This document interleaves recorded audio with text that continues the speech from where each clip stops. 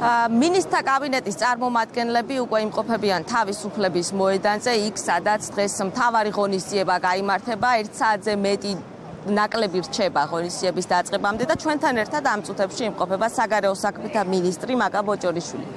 მოგესალმებით, ქალბატონო მაკა, გილოცავთ დამოუკიდებლობის დღეს. დღევანდელი დღის მნიშვნელობაზე რომ დავიწყოთ, პირველ რიგში ბუნებრივია, საქართველოსთვის დამოუკიდებლობის გამოცხადება რას ნიშნავდა თავის დროზე და დღეს არის თუ არა გამოწვევები ამ კუთხით.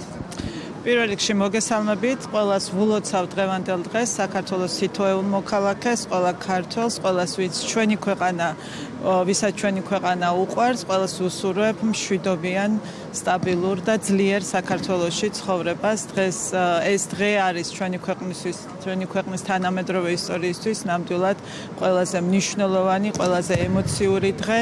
დღეს ჩვენ ცხოვრობთ დამოუკიდებელ საქართველოში, თუმცა ბრძოლა დამოუკიდებლობისთვის, ბრძოლა ჩვენი ქვეყნის სუვერენიტეტისთვის, ეს არის ყოველდღიური საქმე, რაც ჩვენი ვალია, თითოეული ქართველის ვალია იმისთვის, რომ ის რაც მოვიპოვეთ, ის რაც არის ჩვენი ქვეყნის მონაპოვარი, შევძლოთ რომ დავიცვათ და შევძლოთ რომ ჩვენს ქვეყანაში გქონდეს მშვიდობა, სტაბილურობა და ვიცხოვროთ ისეთ საქართველოში, როგორზეც ვოცნებიათ ჩვენს წინაპრებს, ვოცნებობთ ჩვენ და როგორიც გვინდა რომ იყოს ჩვენი შვილებისთვის.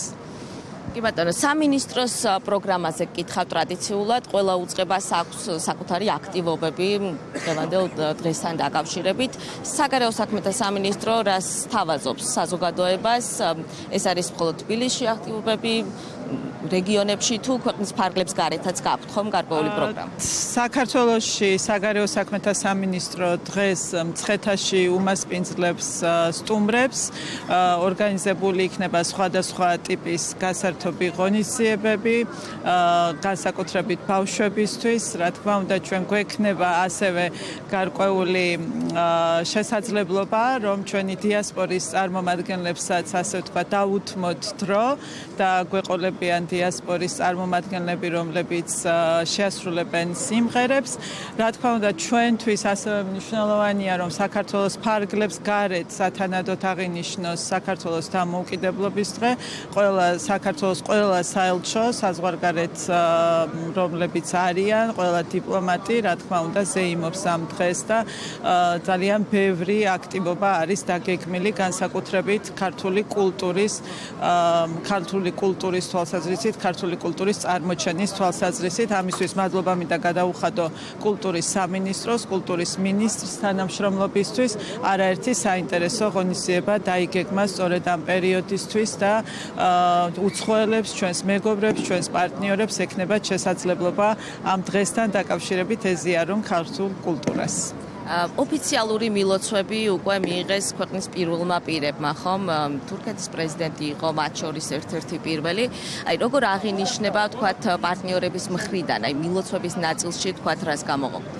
საკმაოდ ბევრი მოლოცვა მივიღეთ, ეს პროცესი გრძელდება. დღეს არის ჩვენი ქვეყნის დამოუკიდებლობის დღე და რა თქმა უნდა, ჩვენი პარტნიორები, ჩვენი მეგობრები გვილოცავენ და ამისთვის რა თქმა უნდა, ჩვენ მადლიერი ვართ, რომ ეს დღე არის გაზიარებული მათ მიერ.